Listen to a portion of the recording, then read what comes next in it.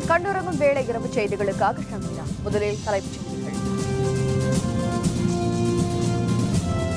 Smart city முதல் பட்டியலை வெளியிட்டார் வெங்கையா நாயுடு.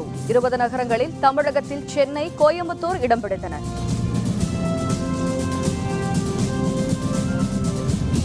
எம்எல்ஏ பதவியை ராஜினாமா செய்தார் பழக்கருப்பையா. முதல்வரை அணுக முடியவில்லை என்று வருத்தம்.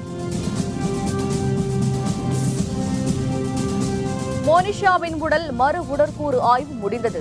உயர்நீதிமன்றத்தில் அறிக்கை தாக்கல் செய்யப்படும் என்று தகவல்.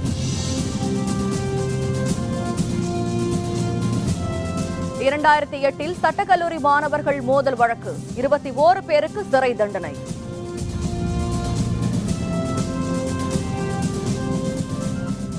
ஸ்மார்ட் சிட்டி திட்டத்திற்காக 20 நகரங்கள் கொண்ட முதல் பட்டியலை மத்திய நகர்ப்புற மேம்பாட்டுத்துறை அமைச்சர் வெங்கையா நாயுடு இன்று அறிவித்தார்.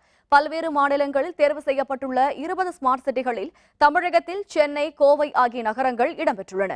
நகர்ப்புற வளர்ச்சியை ஊக்கப்படுத்தும் வகையில் நாட்டில் உள்ள 100 நகரங்கள் அனைத்து வசதிகளையும் கொண்ட ஸ்மார்ட் சிட்டிகளாக மாற்றப்படும் என்று மத்திய அரசு ஏற்கனவே அறிவித்திருந்தது. இதற்கான நகரங்களை தேர்வு செய்த பட்டியலை அளிக்கும்படி மாநில அரசுகள் கேட்டுக் கொள்ளப்பட்டன. மாநிலங்களும் ஸ்மார்ட் சிட்டி தேர்விற்கான நகரங்களின் பட்டியலை அனுப்பி வைத்திருந்தன. இந்த நிலையில் இன்று தில்லியில் செய்தியாளர்களுடன் பேசிய மத்திய நகர்ப்புற மேம்பாட்டுத்துறை அமைச்சர் வெங்கையா நாயுடு ஸ்மார்ட் சிட்டிக்கான 20 நகரங்கள் கொண்ட முதல் பட்டியலை அறிவித்தார். புதுதில்லி, புனே, புவனேஸ்வரம், ஜெய்ப்பூர், கொச்சி, காக்கிநாடா, அகமதாபாத் உள்ளிட்ட 20 நகரங்கள் ஸ்மார்ட் சிட்டி பட்டியலில் இடம்பெற்றுள்ளன. தமிழகத்தில் சென்னை மற்றும் கோயம்புத்தூர் நகரங்கள் ஸ்மார்ட் சிட்டி திட்டத்திற்காக தேர்வு செய்யப்பட்டுள்ளன.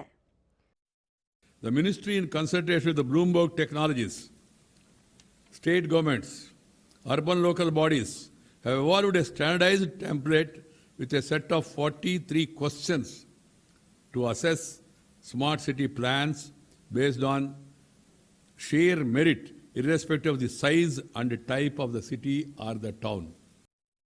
எம்எல்ஏ பதவியை ராஜினாமா செய்துவிட்டதாக அதிமுகவிலிருந்து நேற்று இரவு நீக்கப்பட்டவரான பழக்கருப்பையா அறிவித்துள்ளார்.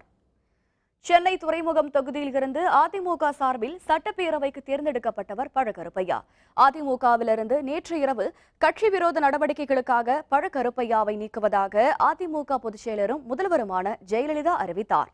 இதைத் தொடர்ந்து சென்னை ராயப்பேட்டையில் செய்தியாளர்களுடன் பேசிய பழக்கருப்பையா கட்சியிலிருந்து தாம் நீக்கப்பட்டதை மனப்பூர்வமாக ஏற்றுக்கொள்வதாக தெரிவித்தார். இதைத் தொடர்ந்து நெறி சார்ந்த அரசியல் அடிப்படையில் தமது எம்எல்ஏ பதவியை ராஜினாமா செய்வதாகவும் தனது கடிதத்தை நேரில் வாங்க மறுத்துவிட்டதால் தன்னுடைய ராஜினாமா கடிதத்தை பேரவைத் தலைவருக்கு அனுப்பிவிட்டதாகவும் பழக்கருப்பையா குறிப்பிட்டார். அம்மா விலக்கியதை நான் அம்மாவின் மீது மிக மதிப்போடு அந்த விலக்கலை நான் ஏற்றுக்கொள்கிறேன். அவர்கள் என்னை விலக்கியதை நான் மனப்பூர்வமாக ஏற்றுக்கொள்கிறேன். அதற்கு எதிர்வினையாக பதவியை ராஜினாமா செய்துவிட்டேன். இதை பேரவைத் தலைவருக்கு எழுதியதனுடைய நகல் இது. என்னை பொறுத்தவரையிலும் இன்று மனத்தளவில் நான் எம்எல்ஏ பதவியை ராஜினாமா செய்துவிட்டேன். என்னுடைய கடிதங்கள் அங்கே இருக்கின்றன. அவர்கள் பெற்றுக்கொள்ள மறுக்கிறார்கள். அம்மாவை கேட்டு அவர்கள் பெற்றுக்கொண்ட பிறகு அது நடைமுறைக்கு வரும். என்னை பொறுத்தவரையிலும் எம்எல்ஏ இல்லை. மேலும் குறைகளையோ பிரச்சினைகளையோ சட்டமன்றம், பொதுக்குழு, செயற்குழு என எங்கேயும் பேச முடிவதில்லை என்பதுடன் கடைசியாக முதல்வர் ஜெயலலிதாவை சந்தித்து கூறலாம் என்றால் அதுவும் முடிவதில்லை என்றும் பழக்கருப்பையா குறிப்பிட்டார். நான் பொதுவாக பேசுகின்ற பேச்சுக்கள் அவர்களுக்கு வருத்தத்தை ஏற்படுத்தி இருக்கக்கூடும் என்று நான் கருதுகிறேன். ஆகவே அவர்கள் என்னை நீக்கிவிட்டார்கள். நீக்கிய பிறகு நான் போய் அம்மாவிடம் சமாதானம் செய்து கொள்வது என்பது இயலக்கூடியதில்லை. ஆளுங்கட்சியான பிறகு அவர்களிடம் அதிகாரிகள் தான் நெருங்க முடிந்ததே தவிர நாங்கள் நெருங்கவோ ஒரு கருத்தை சொல்லவோ முடியவில்லை. அந்த நிலையில் இப்பொழுதும் நான் எதையெல்லாம் இந்த ஒரு 40-30 ஆண்டுகள் அரசியலில் அனுபவப்பட்டவன், சின்னவன் தான் நான். அனுபவப்பட்டவன் என்கின்ற முறையில் சிலவற்றை சொல்ல வேண்டும் என்று நினைத்தால் அதற்கு பொதுக்குழு இடம் கொடுக்காது, செயற்குழு இடம் கொடுக்காது, நம்முடைய சட்டமன்றமும் இடம் கொடுக்காது. சென்னை உயர்நீதிமன்ற உத்தரவின்படி சித்த மருத்துவக் கல்லூரி மாணவி மோனிஷாவின் உடல் சென்னை கீழ்ப்பாக்கம் அரசு மருத்துவக் கல்லூரி மருத்துவமனையில் இன்று மறு உடற்கூறு ஆய்வு செய்யப்பட்டது. 2 மணி நேரத்திற்கு மேல் நடைபெற்ற இந்த மறு உடற்கூறு ஆய்வு வீடியோ காட்சியாக படம் பிடிக்கப்பட்டது. இது பற்றிய விரிவான விவரங்களை தருகிறார் நமது செய்தியாளர் விக்னேஷ்.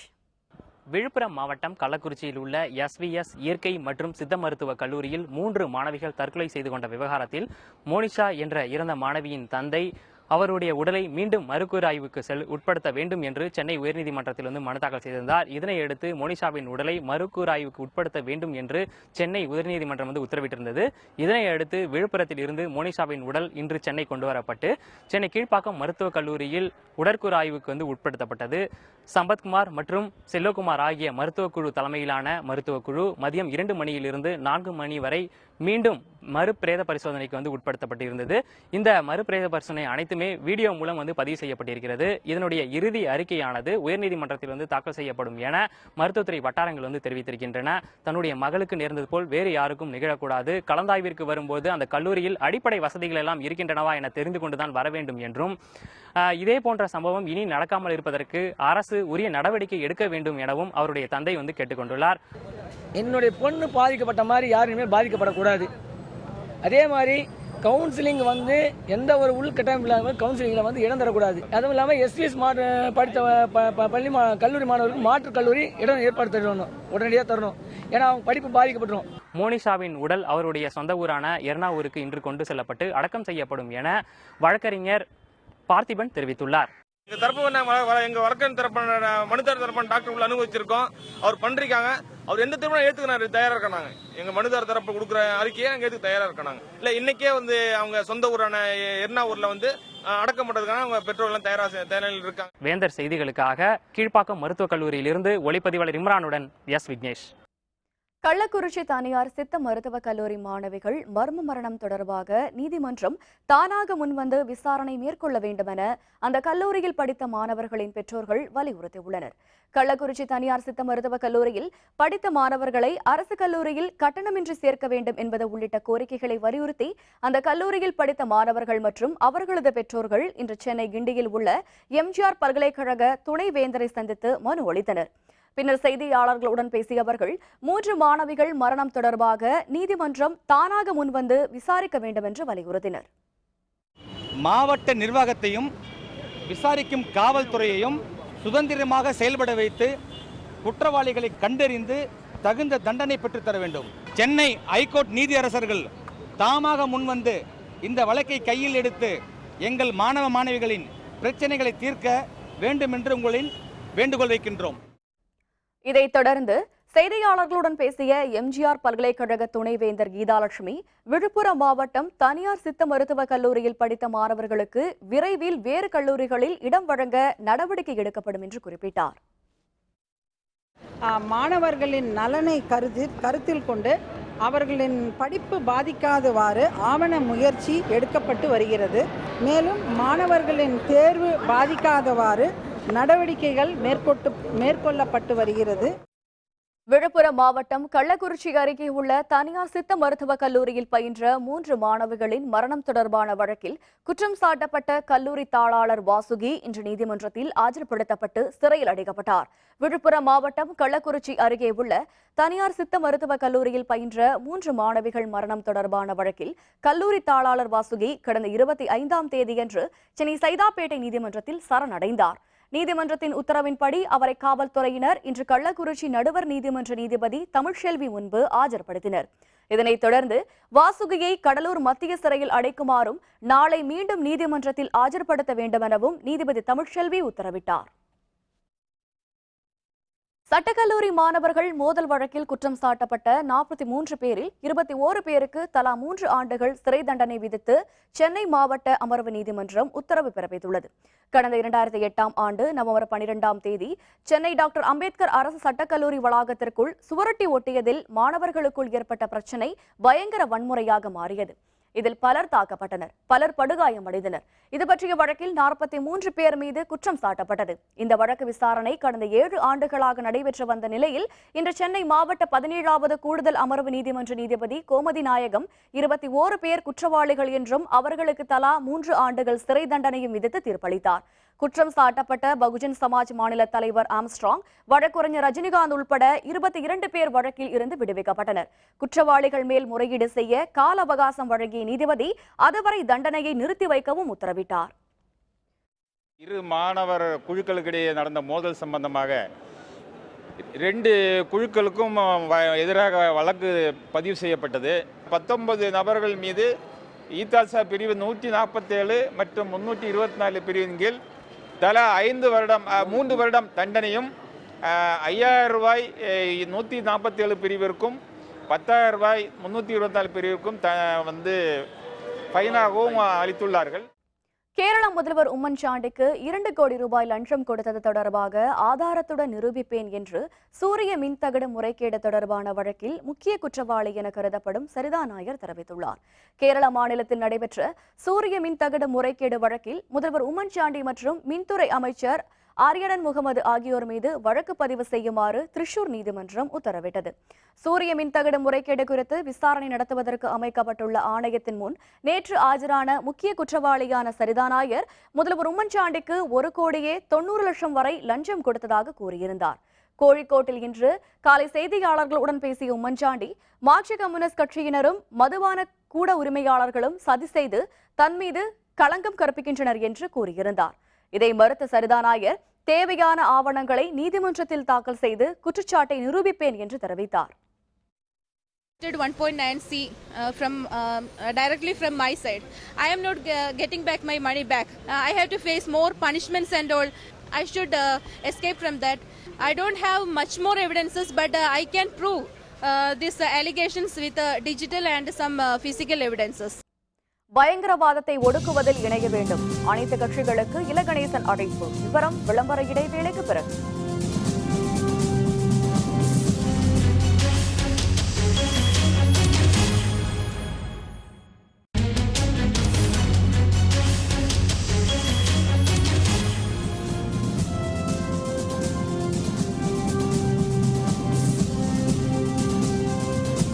செய்திகள் தொடர்கின்றன.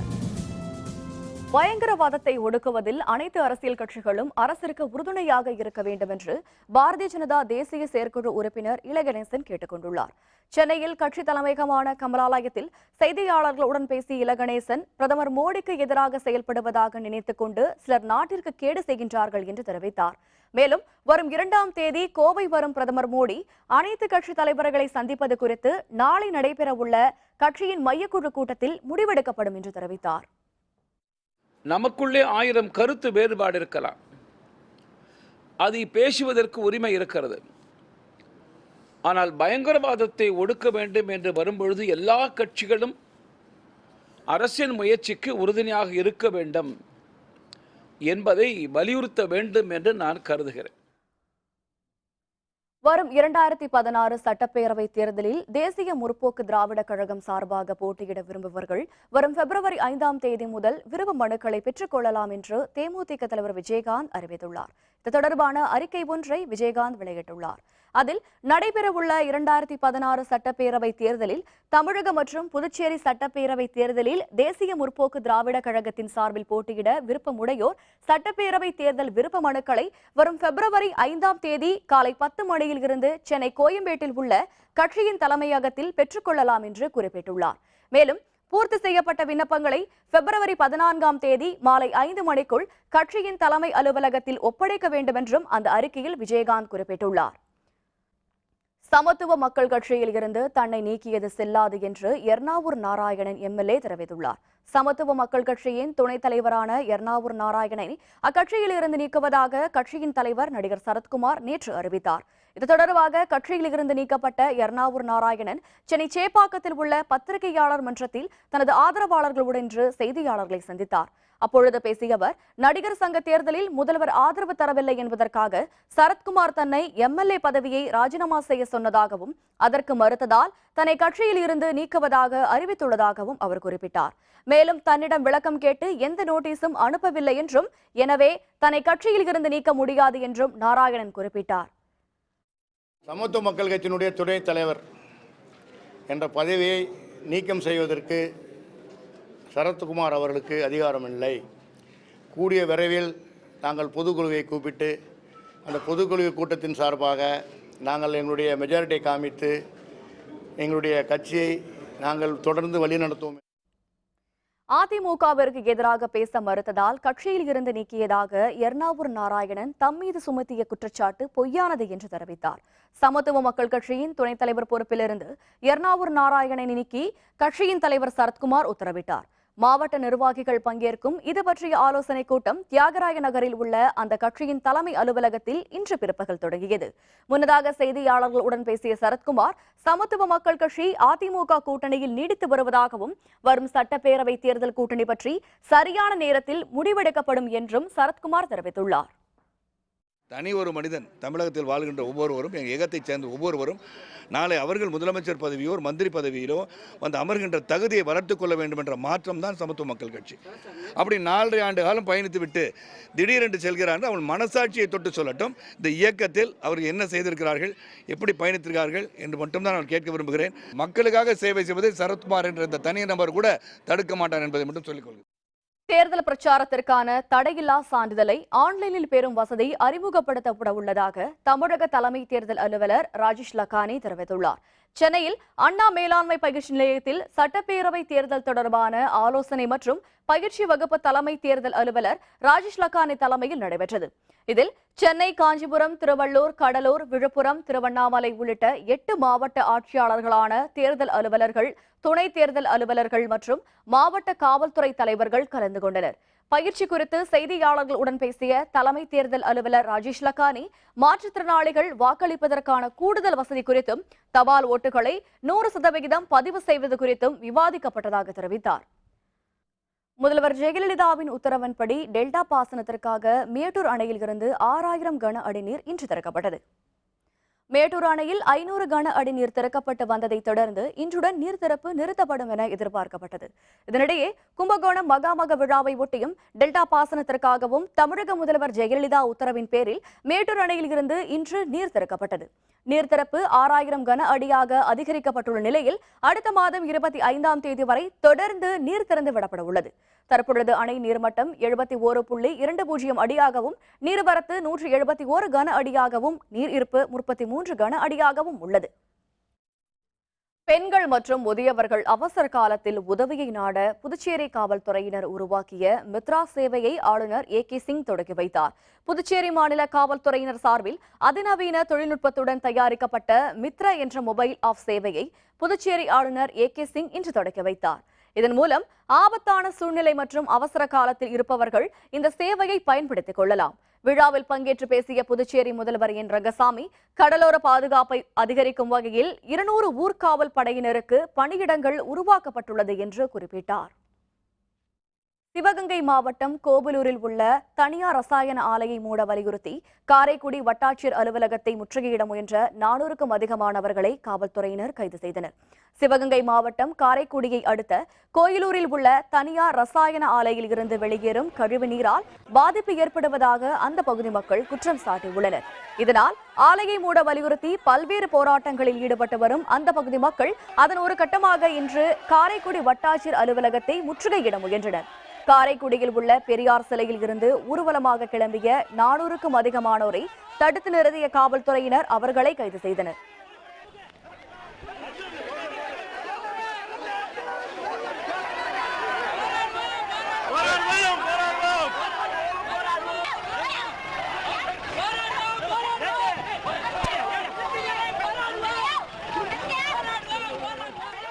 இந்த ஆலைக்கு முற்றிலுமாக ஒரு முடிவு காலம் சீக்கிரமே இந்த அரசு நடவடிக்கை எடுக்க வேண்டும் என்று நாங்கள் அனைவரும் எங்களுடைய கோரிக்கையை முன்வைத்து எங்களுடைய போராட்டம் மிக கடுமையாக நாங்கள் இதை தொடர்ந்து கொண்டு நடத்திக்கிட்டே இருப்போம்.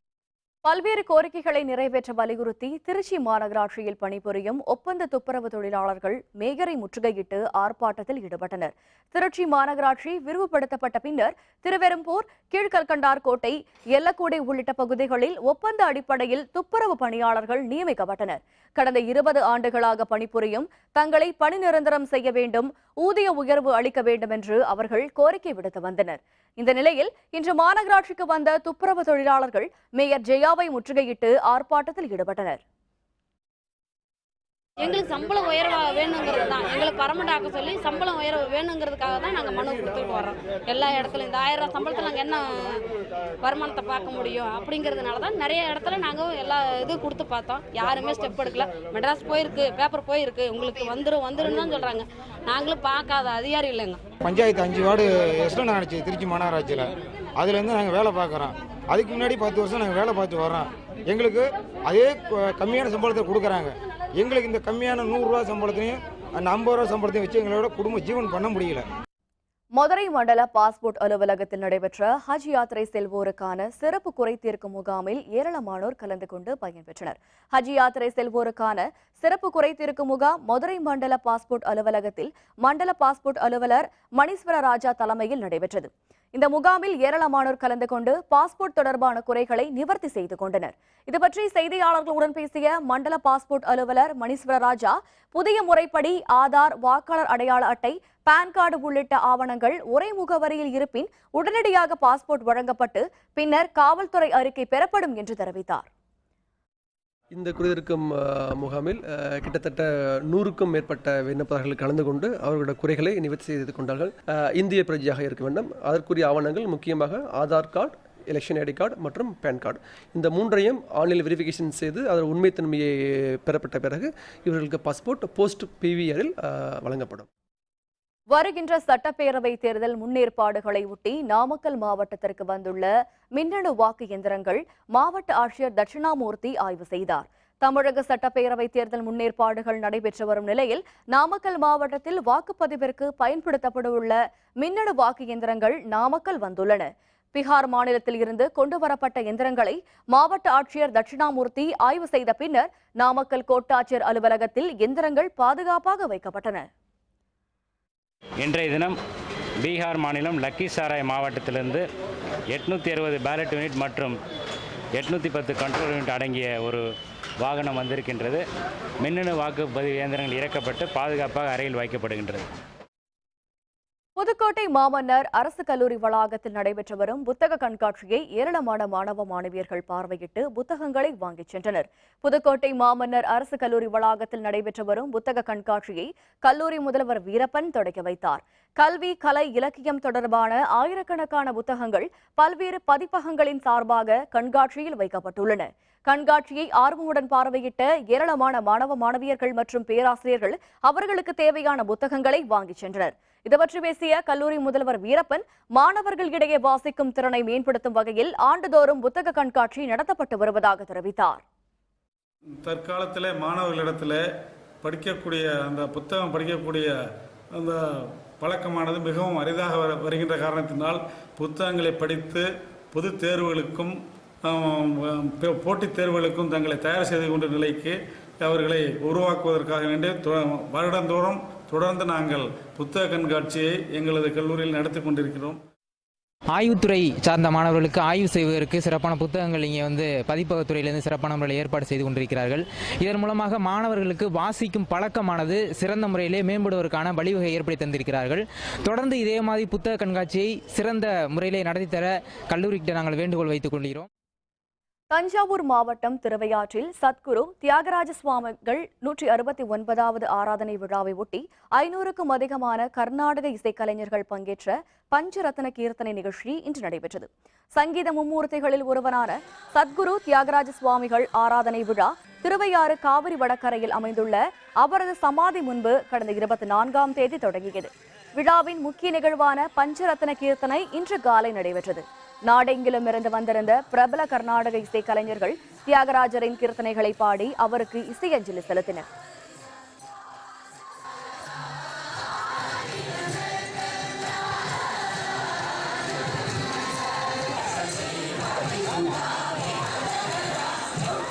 பஞ்சரத்னம் பாடுறது ஒரு தனி அனுபவம். உலகத்தில் எங்கெல்லாமோ தியாகராஜ ஆராதனை கேள்விப்படுறோம், அங்கே போய் பாடுறோம், எல்லாம் பண்ணுறோம். ஆனால் இந்த மண்ணில் இத்தனை வித்வான்களோடு விதுஷிகளோடு சேர்ந்து இந்த ரசிக பெருமக்களோடு எல்லாம் இப்படி இணைஞ்சுடுறாங்க. இந்த பஞ்சரத்னம் பாடும்போது அது ரொம்ப ஒரு தெய்வீகமாக அமைஞ்சு ஒரு பக்திபூர்வம் ஒரு நிறைவோடு வரேன் நான் வெளியில். எல்லா வித்வான்ஸ் விதுஷிஸும் சேர்ந்து ஒருங்கிணைந்து ஒன்று கூடி அதை பக்தியை வந்து உணர்ந்து அவரோட பிளெஸிங்ஸை வந்து பெற முடிஞ்சுது.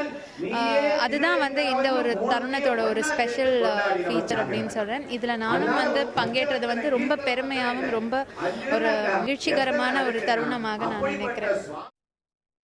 திருச்செந்தூர் அருள்மிகு சுப்பிரமணிய சுவாமி கோவிலில் இன்று நடைபெற்ற வருடாபிஷேக விழாவில் ஏராளமான பக்தர்கள் கலந்து கொண்டு சுவாமியை வழிபட்டனர். அறுபடை வீடுகளில் 2ஆம் படை வீடான திருச்செந்தூர் முருகன் கோவிலில் மூலவரான சுப்பிரமணிய சுவாமியின் திருவுருவம் தை உத்திரம் நட்சத்திரத்து அன்று நிறுவப்பட்டதாகும். அதன்படி இன்று தை உத்திரம் என்பதால் வருடாபிஷேகம் நடைபெற்றது.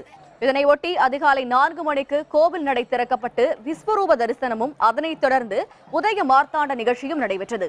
இதனைத் தொடர்ந்து புனித நீர் கலசங்கள் எடுத்து வரப்பட்டு மூலவர், சண்முகர், பெருமாள் சந்நிதி கோபுர கலசங்களில் புனித நீர் ஊற்றி அபிஷேகம் செய்யப்பட்டது.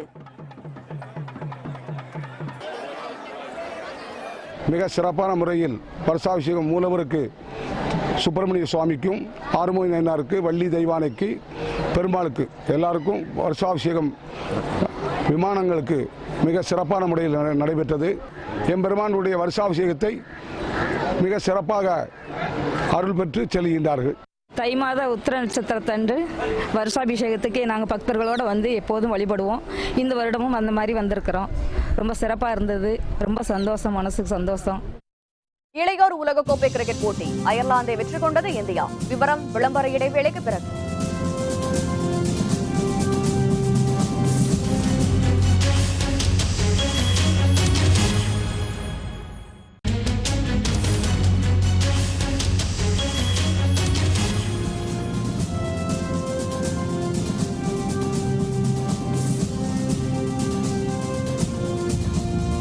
செய்திகள் தொடர்கின்றன. இனி அயலக செய்திகள்.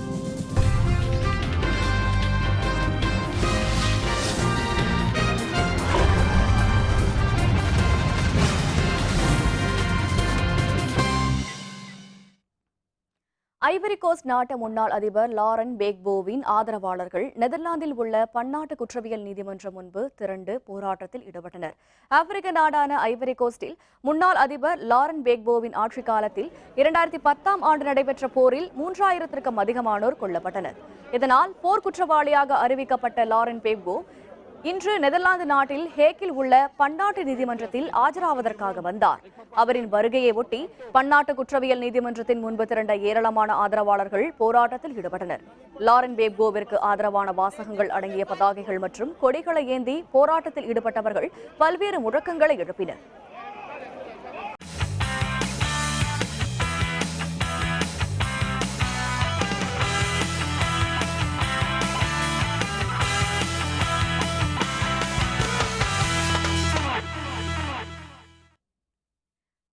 வயதிற்குட்பட்டோருக்கான உலகக்கோப்பை கிரிக்கெட் தொடரின் லீக் ஆட்டத்தில் அயர்லாந்திற்கு எதிரான போட்டியில் 79 ரன்கள் வித்தியாசத்தில் இந்தியா வெற்றி பெற்றது. வங்கதேசத்தில் உள்ள மெல்போர்னில் நடைபெற்ற இந்த போட்டியில் டாஸ் வென்ற அயர்லாந்து அணி பந்து வீச்சை தேர்ந்தெடுத்தது. இதனிடையே முதலில் களமிறங்கிய இந்திய அணி 9 விக்கெட் இழப்பிற்கு 268 ரன்கள் எடுத்தது. அதிகபட்சமாக சர்ஃபாஸ் கான் 74 ரன்கள் எடுத்தார். 269 ரன்கள் எடுத்தால் வெற்றி என்ற இலக்குடன் களமிறங்கிய அயர்லாந்து அணி 49.1 ஓவர்களில் முடிவில் அனைத்து விக்கெட்டுகளையும் இழந்து 189 ரன்களில் ஆட்டமிழந்தது. இதனால் 79 ரன்கள் வித்தியாசத்தில் இந்திய அணி வெற்றி பெற்றது. இந்திய அணியில் அதிகபட்சமாக ஆர் பாதாம் 3 விக்கெட்டுகளை கைப்பற்றினார்.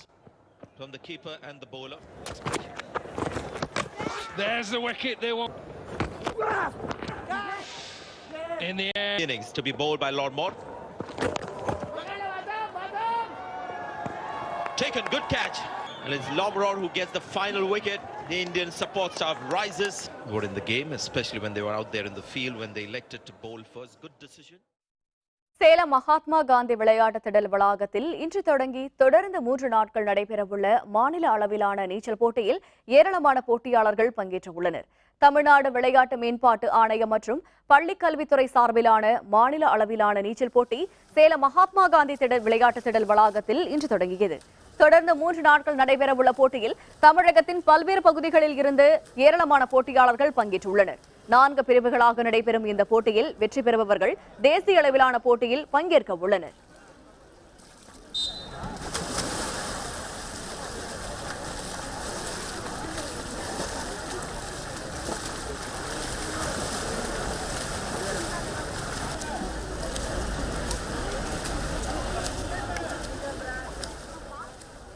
இந்த ஸ்விம்மிங் காம்படிஷன் நடக்குது.